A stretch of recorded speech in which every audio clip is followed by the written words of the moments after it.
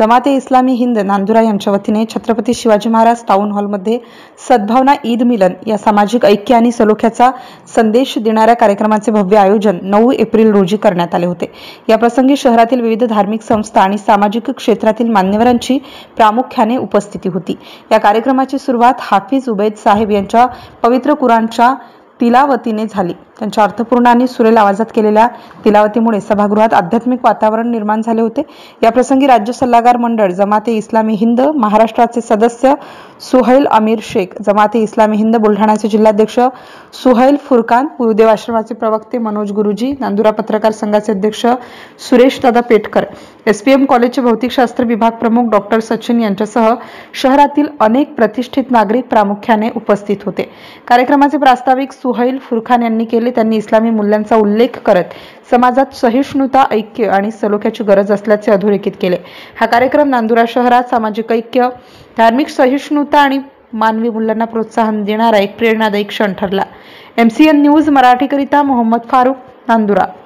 ही जी दरी निर्माण होत चाललेली आहे याला कुठेतरी आता आळा घालण्याची गरज आहे।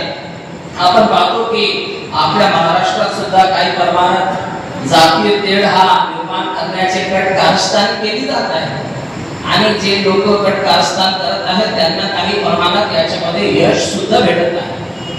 तर आज आपल्या या नांदुरा शहरातील सुज्ञान नागरिक माझ्यासमोर बसलेले आहेत। तर सुज्ञान नागरिकांची कर्तव्य असते, काहीतरी कर्तव्य आहे आणि हा कर्तव्य आपला हाच आहे की हे जे सर्व घाणेरडे प्रयत्न सुरू आहेत की मानवाला मानव जातीला म्हणजे दोन वेगवेगळ्या जातीच्या नावावर, वेगवेगळ्या धर्माच्या नावावर त्याला वाटून द्यायचं, त्यांच्यामध्ये दरी निर्माण करायची, आपसात तेढ निर्माण करायचं, तर हे वातावरण आपल्याला बदल करण्याची जिम्मेदारी हे आपल्यासारखी।